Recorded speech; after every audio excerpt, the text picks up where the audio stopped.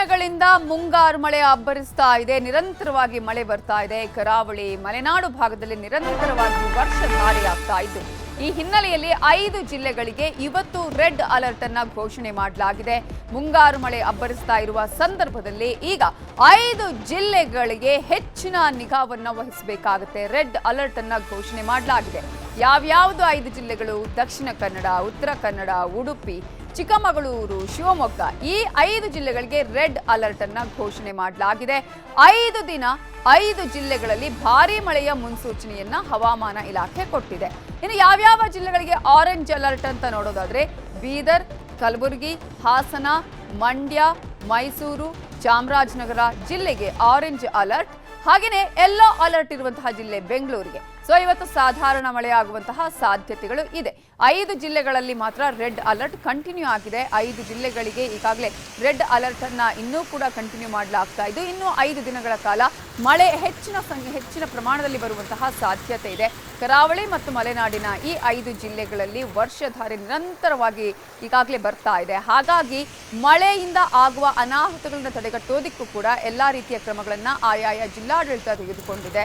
ಅದೇ ರೀತಿಯಾಗಿ orange alert, yellow ಅಲರ್ಟ್ಗಳನ್ನು ಕೂಡ ಕೆಲವು ಜಿಲ್ಲೆಗಳಿಗೆ ಈಗಾಗಲೇ ಘೋಷಣೆ ಮಾಡಲಾಗಿದೆ. ಮುಂಗಾರು ಮಳೆಗೆ ತತ್ತರಿಸಿದೆ ದಕ್ಷಿಣ ಕನ್ನಡ. ಮಂಗಳೂರು ನಗರ, ಮಂಗಳೂರಿನ ಪ್ರಮುಖ ಏರಿಯಾಗಳು ಜಲಾವೃತವಾಗಿದೆ. ಇಡೀ ದಕ್ಷಿಣ ಕನ್ನಡವೇ ಇದೀಗ ತತ್ತರಿಸಿ ಹೋಗಿದೆ.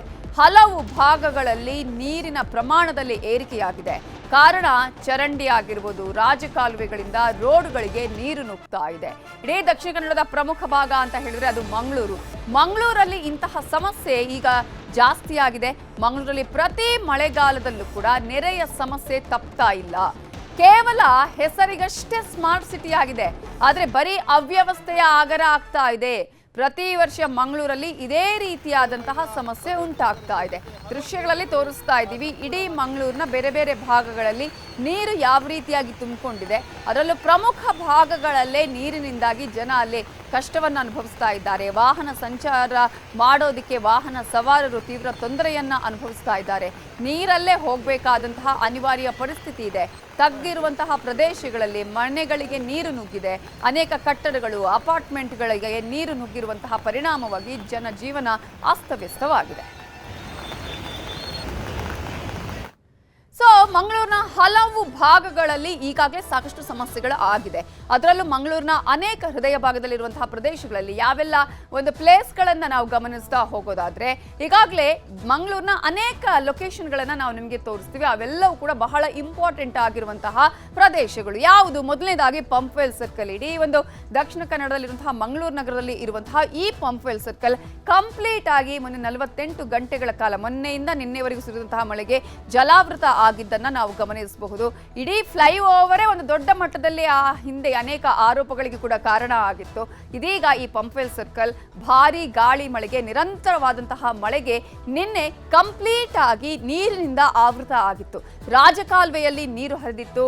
ಹಾಗೆಯೇ ಪಂಪ್ವೆಲ್ನಲ್ಲಿ ರಸ್ತೆಯ ಮೇಲೆ ಕಂಪ್ಲೀಟ್ ಆಗಿ ನೀರಿದ್ದನ್ನು ಕೂಡ ನೀವು ಗಮನಿಸಬಹುದು. ಜನಜೀವನ ಅಲ್ಲಿ ಅಸ್ತವ್ಯಸ್ತ ಆಗಿತ್ತು. ಪಂಪ್ವೆಲ್ನಲ್ಲಿ ವಾಹನ ಸಂಚಾರವೇ ಅಲ್ಲಿ ಅಸ್ತವ್ಯಸ್ತ ಆಗಿತ್ತು. ಇನ್ನು ಪಂಪ್ವೆಲ್ನ ಫ್ಲೈಓವರ್ನ ಕೆಳಭಾಗ ಅಲ್ಲಿ ಒಂದ್ ಕಡೆ ಇಡೀ ನೀರಿನಿಂದ ಆವೃತ ಆಗಿದ್ದು, ಪಂಪ್ವೆಲ್ನ ಉಜ್ಜೋಡಿ ಭಾಗವನ್ನು ಕೂಡ ನೀವಿಲ್ಲಿ ಗಮನಿಸಬಹುದು.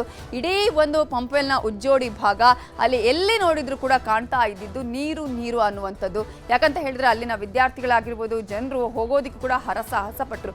ಮತ್ತೊಂದು ಭಾಗ ಅಂತ ಹೇಳಿದ್ರೆ ಮಂಗಳೂರಲ್ಲಿ ಕೊಟ್ಟಾರ ಚೌಕಿ. ಕೊಟ್ಟಾರ ಚೌಕಿಯಲ್ಲೂ ಕೂಡ ಪ್ರತಿ ಮಳೆ ಬಂದಂತಹ ಸಂದರ್ಭದಲ್ಲೂ ಇಂತಹ ಒಂದು ಕೃತಕ ನೆರೆ ಉಂಟಾಗತ್ತೆ. ರಾಜಕಾಲುವೆಗೆ ಹೂಳು ತುಂಬಿರೋದೆ ಈ ಕೊಟ್ಟಾರ ಚೌಕಿಲಿ ಈ ರೀತಿಯಾಗಿ ನೀರು ತುಂಬೋದಕ್ಕೆ ಕಾರಣ ಆಗುತ್ತೆ. ಮಳೆ ನೀರು ಹೋಗೋದಕ್ಕೆ ಸಾಧ್ಯ ಆಗೋದಿಲ್ಲ. ಚರಂಡಿ ವ್ಯವಸ್ಥೆ ಆಗಿರ್ಬೋದು, ರಾಜಕಾಲುವೆಯಲ್ಲಿ ಹೂಳು ತುಂಬಿರೋದ್ರಿಂದ ನೀರು ಎಲ್ಲಿ ಹೋಗಬೇಕು? ಸೊ ಕೊಟ್ಟಾರ ಚೌಕಿಯ ರಾಜಕಾಲುವೆಯಿಂದ ಸುತ್ತಮುತ್ತದ ಪ್ರದೇಶಗಳಿಗೂ ಕೂಡ ಸಮಸ್ಯೆ ಆಗ್ತಾ ಇದೆ. ದೇರೆಬೇಲ್ ಆಗಿರ್ಬೋದು, ಉರ್ವ ಸ್ಟೋರ್ ಆಗಿರ್ಬೋದು, ಮಾಲೆಮಾರ ಆಗಿರ್ಬೋದು, ಕುಂಟಿಕಾನ ಆಗಿರ್ಬೋದು, ಇಂತಹ ಪ್ರದೇಶಗಳಲ್ಲಿ ನೀರು ನಿಲ್ಲುತ್ತೆ. ನೀರು ಇಂಗೋದಿಕ್ಕೂ ಅಥವಾ ಹರಿಯೋದಕ್ಕೂ ಕೂಡ ಯಾವುದೇ ರೀತಿಯಂತಹ ಮಾರ್ಗ ಇಲ್ಲ, ಸಾಧ್ಯ ಆಗ್ತಾ ಇಲ್ಲ. ಹಾಗಾಗಿ ರಾಜಕಾಲುವೆ ಅಗಲ ಇಲ್ಲದೆ ಇರೋದೇ ಈ ಕೊಟ್ಟಾರ ಚೌಕಿಯಲ್ಲಿ ನೀರು ಇಷ್ಟರ ಮಟ್ಟಿಗೆ ತುಂಬೋದಕ್ಕೆ ಕಾರಣ ಆಗಿದೆ. ಇನ್ನು ಮುಂದಿನ ಮತ್ತೊಂದು ಪ್ರದೇಶ ಅಂತ ತೋರಿಸೋದೇ ಪಡೀಲ್ ರೈಲ್ವೆ ಅಂಡರ್ ಪಾಸ್ ಅನ್ನೋದನ್ನ ನಾವಿಲ್ಲಿ ಗಮನಿಸಬೇಕಾಗುತ್ತೆ. ಪಡೀಲ್ ರೈಲ್ವೆ ಅಂಡರ್ ಪಾಸ್ ಕೂಡ ಅಷ್ಟೇ, ಮಳೆ ಬಂದ್ರೆ ಕಂಪ್ಲೀಟ್ ಆಗಿ ನೀರಿನಿಂದ ಆವೃತವಾಗುತ್ತೆ. ಇಲ್ಲಿ ಇಷ್ಟರ ಮಟ್ಟಿಗೆ ನೀರು ತುಂಬಿಕೊಳ್ಳೋದಕ್ಕೆ ಕಾರಣ ಅವೈಜ್ಞಾನಿಕವಾದಂತಹ ಕಾಮಗಾರಿ ಅಂತ ಹೇಳಿ ಇಲ್ಲಿನ ಜನ ಹೇಳ್ತಾ ಇದ್ದಾರೆ. ಸರಿಯಾದಂತಹ ಒಂದು ಕೆಲಸ ಕಾರ್ಯಗಳು ನಡೀತಾ ಇಲ್ಲ. ಅದೇ ಕಾರಣಕ್ಕಾಗಿ ಇಲ್ಲಿ ಅವೈಜ್ಞಾನಿಕವಾದಂತಹ ಕಾಮಗಾರಿಯಿಂದಾಗಿ ನೀರು ತುಂಬಿಕೊಳ್ತಾ ಇದೆ. ಮಳೆ ನೀರು ಸರಾಗವಾಗಿ ಹೋಗೋದಕ್ಕೆ ಜಾಗವೇ ಇಲ್ಲ ಅಂತ ಹೇಳಿದ್ಮೇಲೆ ಇನ್ನು ಎಲ್ಲಿ ನೀರು ಹೋಗೋದು? ಪಕ್ಕದಲ್ಲೇ ಇರುವಂತಹ ಬದನಡಿ ಕ್ಷೇತ್ರ ಕೂಡ ಸಂಪೂರ್ಣ ಜಲಾವೃತ ಆಗುತ್ತೆ. ಬದನಡಿ ಕ್ಷೇತ್ರ ಅನ್ನುವಂಥದ್ದು ನಿಮ್ಗೆ ಈಗಾಗಲೇ ಗೊತ್ತಿರುವ ಹಾಗೆ ಫೇಮಸ್ ಆಗಿರುವಂತಹ ಒಂದು ಪವಿತ್ರ ಕ್ಷೇತ್ರ. ಈ ಕ್ಷೇತ್ರ ಕೂಡ ಈಗ ಜಲಾವೃತವಾಗುತ್ತೆ. ತಗ್ಗು ಪ್ರದೇಶಗಳು ಈ ಭಾಗದಲ್ಲಿ ಮುಳುಗಡೆಯಾಗುತ್ತೆ ಅನ್ನೋದನ್ನ ನಾವು ಗಮನಿಸಬೇಕಾಗುತ್ತೆ. ಇನ್ನು ಪಡೀಲ್ ರೈಲ್ವೆ ಅಂಡರ್ ಪಾಸ್ ಆದ ಬಳಿಕ ಪಡೀಲ ಹೈವೇಯನ್ನ ನಾವು ಗಮನಿಸಬೇಕಾಗುತ್ತೆ. ಇದು ಮಂಗಳೂರು ಬೆಂಗಳೂರು ರಾಷ್ಟ್ರೀಯ ಹೆದ್ದಾರಿಯ ಪಡೀಲ್ ಹೈವೇ. ಪ್ರತಿ ಬಾರಿ ಮಳೆ ಬಂದಾಗಲೂ ಕೂಡ ಇಲ್ಲೂ ಕೂಡ ಸೇಮ್ ಈಗ ನೀರು ನಾವು ಕೆರೆಯಂತ ಆಗುವಂತಹ ಪರಿಸ್ಥಿತಿಯನ್ನ ಗಮನಿಸ್ತೀವಿ. ಇಲ್ಲಿ ಮಳೆ ಬಂದಾಗ ನೀರು ಬ್ಲಾಕ್ ಆಗುತ್ತೆ, ಹೋಗೋದಕ್ಕೆ ಕಾಣಿಸೋದೇ ಇಲ್ಲ. ರಸ್ತೆಯಲ್ಲಿ ಮೊಣಕಾಲುದ್ದ ನೀರು ನಿಲ್ಲತ್ತೆ. ಹೆದ್ದಾರಿ ಇದು, ಹೆದ್ದಾರಿಯಲ್ಲಿ ಕಿಲೋಮೀಟರ್ ಗಟ್ಟಲೆ ವಾಹನ ದಟ್ಟಣೆಯಾಗಿ ಜನಜೀವನ ಅಸ್ತವ್ಯಸ್ತ ಆಗುತ್ತೆ. ನಿಮಗೆ ನಾವು ಪಡೀಲ್ನ ದೃಶ್ಯಗಳನ್ನ ತೋರಿಸ್ತೀವಿ. ವಾಹನ ಸಂಚಾರರು ಎಷ್ಟು ಕಷ್ಟಪಟ್ಟು ಅಲ್ಲಿ ಹೋಗಬೇಕಾದಂತಹ ಪರಿಸ್ಥಿತಿ ಇದೆ. ಟೂ ವೀಲರ್ಸ್ ಅಂತೂ ಅಲ್ಲಿ ತಮ್ಮ ಪ್ರಾಣವನ್ನ ಒತ್ತೆ ಇಟ್ಟು ಹೋಗಬೇಕಾದಂತಹ ಪರಿಸ್ಥಿತಿ ಕೂಡ ನಿರ್ಮಾಣ ಆಗಿದೆ. ಇನ್ನು ಮಂಗಳೂರಿನ ಮತ್ತೊಂದು ಪ್ರದೇಶ ಅಂತ ಹೇಳಿದ್ರೆ ಅಳಕೆ. ಈ ಅಳಕೆ ಮಂಗಳೂರು ಪಾಲಿಕೆಯ ದೊಡ್ಡ ಮಾರುಕಟ್ಟೆಯ ಪ್ರದೇಶ. ಇದು ಮಾರುಕಟ್ಟೆ ಸಂಕೀರ್ಣ ಇರುವಂತಹ ಜಾಗ. ಇದು ಏನೇ ಬೇಕು ಅಂತ ಹೇಳಿದ್ರು ಕೂಡ ಈ ಜಾಗಕ್ಕೆ ಬರ್ತಾರೆ ಪರ್ಚೇಸ್ ಮಾಡೋದಕ್ಕೆ. ಇಲ್ಲಿ ದೊಡ್ಡ ಕಾಲುವೆ ಇದೆ. ಮಳೆ ಬಂದ್ರೆ ಕಾಲುವೆಯ ನೀರು ಮಾರುಕಟ್ಟೆಗೆ ಹೋಗಿ ಅಲ್ಲೇ ಸೇರುತ್ತೆ. ಯಾಕಂತ ಹೇಳಿದ್ರೆ ಇಲ್ಲಿ ಹೂಳು ತೆಗೆದಿಲ್ಲ, ಹೂಳು ತೆಗೆಯದೆ ನಿರ್ಲಕ್ಷ್ಯವನ್ನ ವಹಿಸಲಾಗಿದೆ. ಜೊತೆಗೆ ಸುತ್ತಮುತ್ತಲಿನ ಪ್ರದೇಶಗಳಿಗೂ ಕೂಡ ನೀರು ನುಗ್ಗಿ ಜನ ಪರದಾಡಬೇಕಾಗುತ್ತೆ. ಒಂದು ಮಾರ್ಕೆಟ್ ಇದ್ದಂತಹ ಸಂದರ್ಭದಲ್ಲಿ ಆ ಪ್ಲೇಸ್ ಯಾವ ರೀತಿ ಆಗಿರುತ್ತೆ, ಅಲ್ಲಿ ಜನಜಂಗುಳಿ ಹೇಗಿರುತ್ತೆ ಅನ್ನೋದನ್ನ ನಾವು ಗಮನಿಸ್ತೀವಿ. ಮಳೆ ಬಂದ್ರೆ ಇಲ್ಲಿ ಯಾರು ಕೂಡ ಓಡಾಡುವ ಪರಿಸ್ಥಿತಿಯೇ ಇಲ್ಲ. ಇನ್ನು ಮತ್ತೊಂದು ಮಂಗಳೂರಿನ ಪ್ಲೇಸ್ ಅಂತ ಹೇಳಿದ್ರೆ ಮಂಗಳೂರಿನ ಹಾರ್ಟ್ ಆಫ್ ದ ಸಿಟಿ ಅಂತಾನೆ ಹೇಳಬೇಕಾಗುತ್ತೆ. ಅದು ಜ್ಯೋತಿ ಸರ್ಕಲ್. ಈಗಾಗಲೇ ಜ್ಯೋತಿ ಸರ್ಕಲ್, ಜ್ಯೋತಿ ಅನ್ನುವಂತಹ ಥಿಯೇಟರ್ನಿಂದ ಈಗಾಗಲೇ ಈ ಒಂದು ಹೆಸರು ಬಂದಿರೋದು. ಜ್ಯೋತಿ ವೃತ್ತ ಮಂಗಳೂರಿನ ಹೃದಯ ಭಾಗ. ಇಲ್ಲಿ ಸ್ಮಾರ್ಟ್ ಸಿಟಿ ಯೋಜನೆ ಅಡಿಯಲ್ಲಿ ಅಭಿವೃದ್ಧಿ ಮಾಡಲಾಗಿದ್ರು ಕೂಡ ಮಳೆ ಬಂದ್ರೆ ತಡೆಯುವಂತಹ ಶಕ್ತಿ ಇಲ್ಲ. ಎಲ್ಲಾ ಕಡೆಗಳಿಂದಲೂ ಕೂಡ ಜ್ಯೋತಿ ಮೂಲಕವೇ ವೆಹಿಕಲ್ಗಳು, ಬಸ್ ಆಗಿರ್ಬೋದು, ಯಾರೇ ಬಂದ್ರು ಕೂಡ ಬೇರೆ ಎಲ್ಲೇ ಹೋಗ್ಬೇಕಂದ್ರೂ ಈ ಜ್ಯೋತಿ ಸರ್ಕಲ್ ಮೂಲಕವೇ ಹೋಗ್ಬೇಕಾಗತ್ತೆ. ಮಳೆ ಬಂದ್ರೆ ಜ್ಯೋತಿ ವೃತ್ತ ಕಂಪ್ಲೀಟ್ ಆಗಿ ಮುಳುಗಡೆ ಆಗುತ್ತೆ. ಈಗ ಜ್ಯೋತಿ ಸರ್ಕಲ್ ನ ದೃಶ್ಯಗಳನ್ನು ಕೂಡ ನೀವು ನೋಡ್ತಾ ಇರುವಂತದ್ದು. ನೀರು ಸರಾಗವಾಗಿ ಹೋಗುವಂತಹ ವ್ಯವಸ್ಥೆ ಇಲ್ಲ. ಈ ಮೂಲಕ ಜ್ಯೋತಿ ಸರ್ಕಲ್ ಕಂಪ್ಲೀಟ್ ಆಗಿ ನೀರಿಂದ ಆವೃತ ಆಗುತ್ತೆ. ಒಂದು ಮಳೆ ಬಂದ್ರೆ ಸಾಕು ಇಲ್ಲಿ ಅವ್ಯವಸ್ಥೆಯ ಆಗ್ರಹ ಆಗುತ್ತೆ ಅನ್ನೋದನ್ನ ನಾವು ಗಮನಿಸಬೇಕಾಗುತ್ತೆ. ಇನ್ನು ಮತ್ತೊಂದು ಸಿಟಿ ಅಂತ ನಾವು ಮತ್ತೊಂದು ಪ್ಲೇಸ್ ಅಂತ ಹೇಳಿದ್ರೆ ಅತ್ತಾವರ. ಈಗಾಗಲೇ ಅನೇಕ ದೇವಸ್ಥಾನಗಳಾಗಿರ್ಬೋದು, ಅನೇಕ ಹಾಸ್ಪಿಟಲ್ಗಳಾಗಿರ್ಬೋದು, ವಿದ್ಯಾಸಂಸ್ಥೆಗಳು ಇರುವಂತಹ ಮತ್ತೊಂದು ಪ್ಲೇಸ್ ಅತ್ತಾವರ. ಮಂಗಳೂರಿನ ಮತ್ತೊಂದು ಪ್ರಮುಖ ಸ್ಥಳ ಅಂತಾನೆ ನಾವು ಹೇಳಬೇಕಾಗುತ್ತೆ. ಇಲ್ಲಿ ಪ್ರತಿಷ್ಠಿತ ಅಪಾರ್ಟ್ಮೆಂಟ್ಗಳಿದೆ, ಮಾಲ್ಗಳು ಈ ಏರಿಯಾದಲ್ಲೇ ಇರೋದು. ಇಲ್ಲೂ ಕೂಡ ಅಷ್ಟೇ ರಾಜಕಾಲುವೆ ಒತ್ತುವರಿಯಾಗಿದೆ. ಕಿರಿದಾದ ರಾಜಕಾಲುವೆಯಿಂದ ಮಳೆ ನೀರು ಸರಾಗವಾಗಿ ಹೋಗೋದಕ್ಕೆ ಸಾಧ್ಯ ಆಗ್ತಾ ಇಲ್ಲ. ನೀರೆಲ್ಲವೂ ಕೂಡ ಅಪಾರ್ಟ್ಮೆಂಟ್ಗಳಿಗೆ ನುಗ್ಗುತ್ತೆ, ಮನೆಗಳಿಗೆ ನುಗ್ಗುತ್ತೆ. ಸಾಕಷ್ಟು ಅಪಾರ್ಟ್ಮೆಂಟ್ಗಳು ಇರುವಂತಹ ಜಾಗ ಆಗಿರೋದ್ರಿಂದ ಇದೀಗ ಅಲ್ಲಿ ಬೇರೆ ಎಲ್ಲೂ ಕೂಡ ನೀರು ಹೋಗೋದಕ್ಕೆ ಅವಕಾಶನೇ ಇಲ್ಲ. ಚರಂಡಿಗಳಿಲ್ಲ, ರಾಜಕಾಲುವೆಗಳೆಲ್ಲ ತುಂಬಿಕೊಂಡಿರುವಂತಹ ಸಂದರ್ಭದಲ್ಲಿ ನೀರು ಎಲ್ಲಿ ಹೋಗುತ್ತೆ? ಹಾಗಾಗಿ ಅಲ್ಲೂ ಕೂಡ ನೀರು ಅಲ್ಲಿ ತುಂಬಿಕೊಂಡು ಅಲ್ಲಿ ಇಡೀ ಒಂದು ಜನಜೀವನ ಅಸ್ತವ್ಯಸ್ತ ಆಗುತ್ತೆ. ಮತ್ತೊಂದು ಪ್ರದೇಶ ಅಂತ ಹೇಳಿದ್ರೆ ಕುದ್ರೋಳಿ ಭಗವತಿ ನಗರ. ಈಗಾಗಲೇ ಕುದ್ರೋಳಿ ದೇವಸ್ಥಾನದ ಬಗ್ಗೆ ನಿಮ್ಗೆ ಎಲ್ರಿಗೂ ಕೂಡ ಗೊತ್ತಿರುತ್ತೆ. ಇದೇ ಪ್ಲೇಸ್ ಅಲ್ಲಿ ಇರೋದು ಕುದ್ರೋಳಿ ದೇವಸ್ಥಾನ ಕೂಡ. ಇಂತಹ ಸಂದರ್ಭದಲ್ಲಿ ಭಗವತಿ ನಗರದಲ್ಲಿ ಮಂಗಳೂರಿನ ನಗರದ ಪ್ರಮುಖ ಜನವಸತಿ ಪ್ರದೇಶ, ಅನೇಕ ರೆಸಿಡೆನ್ಷಿಯಲ್ ಇರುವಂತಹ ಪ್ರದೇಶ ಇದು. ಕೊಡಿಯಾಲ್ ಬೈಲ್ನಲ್ಲಿದೆ ಭಗವತಿ ನಗರ. ರಾಜಕಾಲುವೆ ಉಕ್ಕಿ ಹರಿದ ಪರಿಣಾಮ ರಸ್ತೆಯಲ್ಲಿ ಜಲ ಪ್ರವಾಹವೇ ಉಂಟಾಗುತ್ತೆ. ಕಾರ್ ಆಗಿರ್ಬೋದು, ಬೈಕ್ಗಳ ಸಂಚಾರ ಮಾಡೋದಕ್ಕೆ ಸಾಧ್ಯನೇ ಇಲ್ಲ ಅನ್ನುವಂತಹ ಪರಿಸ್ಥಿತಿ, ವಾಹನ ಸವಾರರು ಪರದಾಡಬೇಕಾದಂತಹ ಪರಿಸ್ಥಿತಿ. ಕಾರಣ ಈಗಲೇ ಹೇಳಿದ್ವಿ ನಾವು, ಅನೇಕ ದೇವಸ್ಥಾನಗಳಾಗಿರ್ಬೋದು ಅಥವಾ ಅನೇಕ ಪ್ರಮುಖ ಕ್ಷೇತ್ರಗಳು ಇರುವಂತಹದ್ದು. ಹಾಗಾಗಿ ಈ ಎಲ್ಲ ಪ್ರದೇಶಗಳು ಮಳೆಯಿಂದ ಆವೃತ ಆಗಿರೋದನ್ನ ನಾವು ಗಮನಿಸ್ತಾ ಇದ್ದೀವಿ. ಹಾಗಾದ್ರೆ ಇದೀಗ ಮಳೆಯ ಎಫೆಕ್ಟ್ನಿಂದ ಯಾವ್ಯಾವ ರೀತಿಯಾಗಿ ಯಾವ್ಯಾವ ಏರಿಯಾಗಳು ಈಗ ಸಾಮಾನ್ಯವಾಗಿ ಇಂತಹ ಎಫೆಕ್ಟ್ ಆಗಿದೆ ಅನ್ನೋದ್ರ ಬಗ್ಗೆ ನಮ್ಮ ರಿಪೋರ್ಟರ್ ಕಿಶನ್ ಶೆಟ್ಟಿ ಮಾಹಿತಿಯನ್ನು ಕೊಟ್ಟಿದ್ದಾರೆ, ನೋಡೋಣ.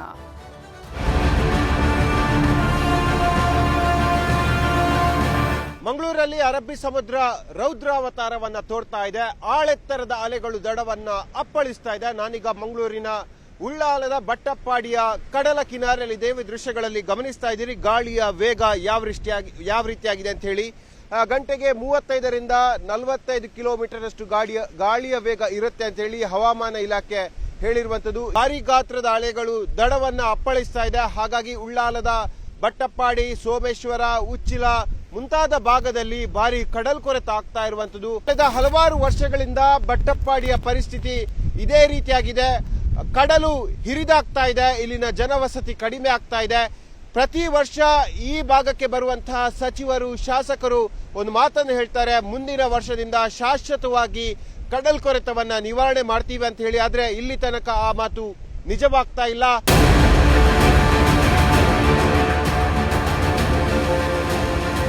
ಮಂಗಳೂರಿನ ಪಡಿಲ್ ಅಂಡರ್ ಪಾಸ್ ಅಲ್ಲಿ ನಾವು ದೃಶ್ಯಗಳಲ್ಲಿ ಗಮನಿಸ್ತಾ ಇದ್ವಿ, ಮಳೆ ನಿಂತು ಸಾಮಾನ್ಯವಾಗಿ ಒಂದು 6 ಗಂಟೆ ಮೇಲಾಯಿತು. ಆದ್ರೆ ಅಂಡರ್ ಪಾಸ್ ನಲ್ಲಿ ನೀರು ಇನ್ನೂ ಹಾಗೇನೆ ಉಳಿದಿರುವಂತದ್ದು. ಪ್ರತಿ ವರ್ಷ ಇಂತಹದ್ದೇ ಸಮಸ್ಯೆ ಈ ಭಾಗದಲ್ಲಿ ಆಗ್ತಾ ಇದೆ. ಪ್ರಮುಖವಾಗಿ ಮಂಗಳೂರಿನ ರೈಲ್ವೆ ಜಂಕ್ಷನ್ ನಿಲ್ದಾಣಕ್ಕೆ ಹೋಗುವಂತಹ ಪ್ರಯಾಣಿಕರಾಗಿರ್ಬೋದು ಮತ್ತು ಬೇರೆ ಬೇರೆ ಕಾರಣಕ್ಕೆ ಆ ಕಡೆ ಬಜಾಲ್ ಸೇರಿದಂತೆ ಜಲ್ಲಿಕುಡೆ ಮುಂತಾದ ಏರಿಯಾಗಳಿಗೆ ಹೋಗುವಂತಹ ನಿವಾಸಿಗಳು ಇದೇ ಮಾರ್ಗದ ಮೂಲಕವಾಗಿ ಹೋಗಬೇಕು. ಮಳೆ ಬಂದ್ರೆ ಇಲ್ಲಿನ ಜನಜೀವನ ದುಸ್ತರವಾಗುತ್ತೆ, ಅಸ್ತವ್ಯಸ್ತವಾಗುತ್ತೆ. ಯಾಕಂದ್ರೆ ದ್ವಿಚಕ್ರ ವಾಹನಗಳು ಆ ಬದಿಯಲ್ಲಿ ಮಾಡಿರುವಂತಹ ರೋಡಲ್ಲಿ ಹೋಗೋದಾದ್ರೂ ಕೂಡ ತ್ರಿಚಕ್ರ ಮತ್ತು 4 ಚಕ್ರದ ವಾಹನ, ಅದಕ್ಕಿಂತ ಬಸ್ಗಳೆಲ್ಲವೂ ಕೂಡ ಇದೇ ತುಂಬಿದ ನೀರಿನಲ್ಲಿ ಹೋಗಬೇಕಾಗತ್ತೆ. ನೀರು ಸರಾಗವಾಗಿ ಹೋಗೋಕೆ ಇನ್ನೂ ಕೂಡ ಇಲ್ಲಿ ವ್ಯವಸ್ಥೆಗಳನ್ನ ಮಾಡಿಕೊಟ್ಟಿಲ್ಲ. ಪಾಲಿಕೆ ಅಧಿಕಾರಿಗಳು ಹೇಳ್ತಾರೆ ಇದು ರೈಲ್ವೆ ಅಡಿಯಲ್ಲಿ ಬರುತ್ತೆ ಅಂತ ಹೇಳಿ. ಆದ್ರೆ ಎಲ್ಲರೂ ಕೂಡ ಜವಾಬ್ದಾರಿಯಿಂದ ನುಣುಚಿಕೊಳ್ತಾ ಇದ್ದಾರೆ. ಹಾಗಾಗಿ ಜನಸಾಮಾನ್ಯ ಸಾಕಷ್ಟು ಕಷ್ಟವನ್ನ ಪಡ್ತಾ ಇದ್ದಾರೆ.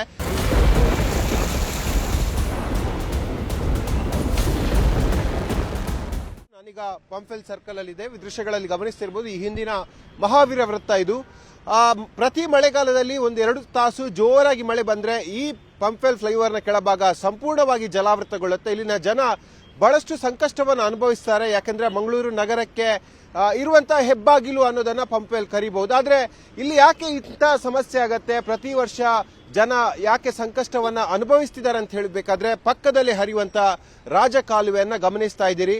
ಮಳೆ ತೀವ್ರವಾದಂತಹ ಸಂದರ್ಭದಲ್ಲಿ ಮಳೆ ನೀರು ಹೋಗೋಕೆ ಜಾಗ ಇಲ್ಲ. ಯಾಕೆಂದ್ರೆ ರಾಜಕಾಲುವೆ ಕಿರಿದಾಗಿದೆ. ಹಾಗಾಗಿ ರಾಜಕಾಲುವೆ ಭರ್ತಿಯಾಗಿ ಕಾಲುವೆ ಮೇಲೆ ಹರಿಬೇಕಾದಂತಹ ನೀರು ಎಲ್ಲವೂ ಕೂಡ ರಸ್ತೆ ಮೇಲೆ ಹರಿಯುತ್ತೆ. ಹಾಗಾಗಿ ರಸ್ತೆ ಎಲ್ಲ ನದಿಗಳಾಗಿ ಮಾರ್ಪಾಡಾಗತ್ತೆ. ಎಲ್ಲ ಪೈಪ್ಗಳು ರಾಜಕಾಲುವೆ ಮೂಲಕವಾಗಿ ಹೋಗಿರುವಂತದ್ದು. ಹಾಗಾಗಿ ನೀರು ಹರಿದು ಹೋಗೋಕೆ ಯಾವುದೇ ಸ್ಥಳ ಇಲ್ಲ. ಎಲ್ಲ ಕಸ ಕಡ್ಡಿಗಳು ಬಂದು ಆ ಪೈಪ್ ನಲ್ಲಿ ಸಿಲುಕಿ ಹಾಕಿಕೊಂಡಿರುವಂತದ್ದು. ಅಟ್ಲೀಸ್ಟ್ ಆ ರಾಜ ಕಾಲುವೆಯಲ್ಲಿ ಸಿಲುಕಿ ಹಾಕಿಕೊಂಡಿರುವಂತಹ ತ್ಯಾಜ್ಯವನ್ನ ತೆಗೆಯುವ ಯಾವ ಪ್ರಯತ್ನವನ್ನ ಕೂಡ ಅಧಿಕಾರಿಗಳು ಮಾಡ್ತಾ ಇಲ್ಲ. ಪ್ರತಿ ಮಳೆಗಾಲದಲ್ಲಿ ಈ ಕೊಟ್ಟಾರ ಚೌಕಿಯಲ್ಲಿ ರಾಜಕಾಲುವೆ ಉಕ್ಕೇರಿ ಇಡೀ ಹೈವೇ ಬಂದ್ ಆಗುವಂತಹ ಘಟನೆಗಳು ಕೂಡ ಆಗಿದೆ. ನಿನ್ನೆಯೂ ಕೂಡ ಅದೇ ರೀತಿಯಲ್ಲಿ ಘಟನೆ ಆಗಿದೆ. ಈಗ ಮಳೆ ಬಿಡುವು ಕೊಟ್ಟಿದೆ, ಆದ್ರೆ ಕೊಟ್ಟಾರ ಚೌಕಿಯ ಪರಿಸ್ಥಿತಿ ಯಾವ ರೀತಿಯಾಗಿದೆ ಅನ್ನೋದನ್ನ ತೋರಿಸ್ತೀವಿ. ದೃಶ್ಯಗಳಲ್ಲಿ ನೋಡಿ, ನಾನೀಗ ಕೊಟ್ಟಾರ ಚೌಕಿಯ ಫ್ಲೈಓವರ್ ಮೇಲೆ ನಿಂತು ಪ್ರತ್ಯಕ್ಷವಾದ ವರದಿಯನ್ನು ನಿಮಗೆ ಕೊಡ್ತಾ ಇದ್ದೀನಿ. ಹೈವೇ ಪಕ್ಕದಲ್ಲಿ ಹರಿಯುತ್ತಿರುವಂತದ್ದು ರಾಜಕಾಲುವೆ. ಈ ರಾಜಕಾಲುವೆಯ ಹೂಳೆತ್ತೋಕೆ ಇಲ್ಲಿ ತನಕ ಮಹಾನಗರ ಪಾಲಿಕೆ ಅಧಿಕಾರಿಗಳು ಮುಂದಾಗಿಲ್ಲ. ಪಂಪೆಲಲ್ಲಿ ಯಾವ ರೀತಿಯಾಗಿ ಸಮಸ್ಯೆ ನಿರ್ಮಾಣ ಆಗುತ್ತೋ ಅದೇ ರೀತಿಯ ಸಮಸ್ಯೆ ಈ ಭಾಗದಲ್ಲಿ ಕೂಡ ಇರುವಂತದ್ದು. ಆ ಭಾಗದಿಂದ ಬರುವಂತಹ ಎಲ್ಲ ನೀರು ಇದೇ ರಾಜಕಾಲುವೆ ಮೂಲಕವಾಗಿ ಹೋಗುವಂತದ್ದು. ಹಾಗಾಗಿ ಇದರ ಹೂಳೆತ್ತಬೇಕಾಗಿತ್ತು, ಆದ್ರೆ ಮೇ ತಿಂಗಳಾಂತ್ಯ ತನಕ ಇದರ ಹೂಳೆ ಎತ್ತಿಲ್ಲ. ಹೂಳೆ ಎತ್ತಿದ್ರು ಕೂಡ ಅದರ ಮೇಲ್ಭಾಗದಲ್ಲಿ ದಿಬ್ಬ ರೀತಿ ಮರಳನ್ನ ಹಾಕಿರುವಂತದ್ದು. ಅದು ಆ ಮಳೆಯ ಸಂದರ್ಭದಲ್ಲಿ ನೇರವಾಗಿ ಮತ್ತೆ ರಾಜಕಾಲುವೆಗೆ ಬಂದು ಸೇರುತ್ತೆ. ಹಾಗಾಗಿ ಇಡೀ ಹೈವೇ ಸಂಪೂರ್ಣ ಬ್ಲಾಕ್ ಆಗುತ್ತೆ. ಎಡಭಾಗದಲ್ಲಿ ಗಮನಿಸ್ತಾ ಇದ್ದೀರಿ, ಆ ಉಡುಪಿ ಭಾಗದಿಂದ ಬರುವಂತಹ ವಾಹನಗಳು, ಎಲ್ಲ ವಾಹನಗಳು ಇದೇ ಮಾರ್ಗದ ಮೂಲಕವಾಗಿ ಬರುವಂತದ್ದು. ಹಾಗಾಗಿ ಜೋರಾಗಿ ಮಳೆ ಸುರಿದ ಸಂದರ್ಭದಲ್ಲಿ ಇಡೀ ಹೈವೇ ಬ್ಲಾಕ್ ಆದಂತಹ ಘಟನೆಗಳು ಕೂಡ ಆಗಿದೆ. ಕೊಟ್ಟಾರ ಚೌಕಿಯ ಜನರ ನೆಮ್ಮದಿಯನ್ನ ಕಾಪಾಡೋಕೆ ಅಧಿಕಾರಿಗಳು ಪ್ರಾಮಾಣಿಕವಾದ ಪ್ರಯತ್ನವನ್ನ ಪಡಬೇಕಾಗಿದೆ. ಕ್ಯಾಮರಾಮನ್ ನಿಖಿಲ್ ಸುವರ್ಣ ಜೊತೆ ಕಿಶನ್ ಶೆಟ್ಟಿ, ನ್ಯೂಸ್ 18 ಮಂಗಳೂರು. ದಕ್ಷಿಣ ಕನ್ನಡದ ಮಂಗಳೂರಿನ ಬೇರೆ ಬೇರೆ ಭಾಗದ ಪರಿಸ್ಥಿತಿ ಹೇಗಿದೆ ಅನ್ನೋದನ್ನ ನೋಡಿದ್ವಿ. ಇನ್ನು ಉತ್ತರ ಕನ್ನಡ ಜಿಲ್ಲೆ ಕೂಡ ಈಗಾಗಲೇ ಅಲ್ಲಿ ರೆಡ್ ಅಲರ್ಟ್ ಇದೆ ಹಲವು ದಿನಗಳಿಂದಲೂ. ಉತ್ತರ ಕನ್ನಡ ಜಿಲ್ಲೆಯಲ್ಲಿ ಮಳೆ ಆರ್ಭಟಿಸ್ತಾ ಇದೆ. ನಿರಂತರ ಮಳೆಯಿಂದ ಹಲವು ಕಡೆ ಅನೇಕ ಸಮಸ್ಯೆಗಳಾಗಿದೆ. ಜನರಲ್ಲಿ ಒಂದಷ್ಟು ಆತಂಕ ಇದೆ. ರಸ್ತೆಗಳಿಗೆ ರಾಜಕಾಲುವೆಯ ನೀರು ಬರುತ್ತೆ ಅನ್ನುವಂತಹ ಒಂದು ಆತಂಕ, ಭಯ ಕೂಡ ಈಗಾಗಲೇ ಇದೆ. ಅಂಕೋಲದ ಗ್ರಾಮಗಳಿಗೆ ಗಂಗಾವಳಿ ನದಿಯ ನೀರು ನುಗ್ಗತ್ತೆ ಅನ್ನುವಂತಹ ಆತಂಕ ಆ ಭಾಗದ ಜನರದ್ದು. ಕಾರಣ ನೌಕಾನೆಲೆ ಪ್ರದೇಶಕ್ಕೆ ಬಿಳಿಹೊಯ್ಗೆ ಅನ್ನುವ ಗ್ರಾಮ ಹೊಂದಿಕೊಂಡಿದೆ. ಈಗಾಗಲೇ ಪರಿಹಾರಕ್ಕಾಗಿ ಬಿಳಿಹೊಯ್ಗೆ ಗ್ರಾಮದ ಜನ ಆಗ್ರಹವನ್ನ ಮಾಡ್ತಾ ಇದ್ದಾರೆ. ಕಾರಣ ಕಳೆದ ವರ್ಷದ ಮಳೆಯಲ್ಲಿ ಈ ಭಾಗದಲ್ಲಿ ಭಾರೀ ಪ್ರಮಾಣದಲ್ಲಿ ಪ್ರವಾಹ ಉಂಟಾಗಿದೆ. ಜನಜೀವನ ಮೂರಾಬಟ್ಟೆಯಾಗಿತ್ತು. ಹಾಗಾಗಿ ಈ ವರ್ಷ ಕೂಡ ನಿರಂತರ ಮಳೆಯಾದರೆ ಸಮಸ್ಯೆ ಮತ್ತೆ ಮರುಕಳಿಸುತ್ತೆ ಅನ್ನುವಂತಹ ಆತಂಕ ಆ ಭಾಗದ ಜನರಲ್ಲಿ ಇದೆ. ಉತ್ತರ ಕನ್ನಡ ಜಿಲ್ಲೆಯಲ್ಲಿ ಆತಂಕ ಹುಟ್ಟಿಸಿದೆ ಅನೇಕ ಗ್ರಾಮಗಳು. ಕಳೆದ ವರ್ಷ ಮಳೆಗೆ ಭಾರಿ ಹಾನಿಯಾಗಿದ್ದಂತಹ ಏರಿಯಾಗಳು ಈ ಬಾರಿಯೂ ಕೂಡ ಈ ಪ್ರದೇಶಗಳಲ್ಲಿ ನೆರೆ ಅನಾಹುತದ ಆತಂಕ ಇದೆ. ಮೊದಲನೇದಾಗಿ ನಾವು ಕಾರವಾರ ತಾಲೂಕಿನಲ್ಲಿರುವಂತಹ ಪ್ರದೇಶವನ್ನು ನೋಡೋಣ. ಅರ್ಗಾದಲ್ಲೂ ಕೂಡ ಈ ಸಲ ಒಂದು ನೆರೆಯ ಭೀತಿ ಕಾಣಿಸ್ತಾ ಇದೆ. ಅದೇ ರೀತಿಯಾಗಿ ಚೆಂಡಿಯಾ ಪ್ರದೇಶದಲ್ಲೂ ಕೂಡ ನೆರೆಯ ಭೀತಿ ಕಾಣಿಸ್ತಾ ಇದೆ. ಇನ್ನು ಬಿಣಗ ಅನ್ನುವಂತಹ ಊರಿದೆ, ಅಲ್ಲೂ ಕೂಡ ಈ ಗ್ರಾಮದಲ್ಲೂ ಕೂಡ ಈ ಸಲ ನೆರೆಯ ಒಂದು ಆತಂಕ ಆ ಭಾಗದ ಜನರಲ್ಲಿ ಕಾಣಿಸ್ತಾ ಇದೆ. ಅದೇ ರೀತಿಯಾಗಿ ಅಂಕೋಲಾ ತಾಲೂಕಿನ ಬಿಳಿ ಹೊಯ್ಗೆ ಅನ್ನುವಂತಹ ಪ್ರದೇಶ ಈಗಾಗಲೇ ಸಾಕಷ್ಟು ಆತಂಕಕ್ಕೆ ಕಾರಣ ಆಗುವಂಥದ್ದು. ಸುಂಕಸಾಳ ಅನ್ನುವಂತಹ ಒಂದು ಗ್ರಾಮವು ಕೂಡ ಈಗ ಆತಂಕ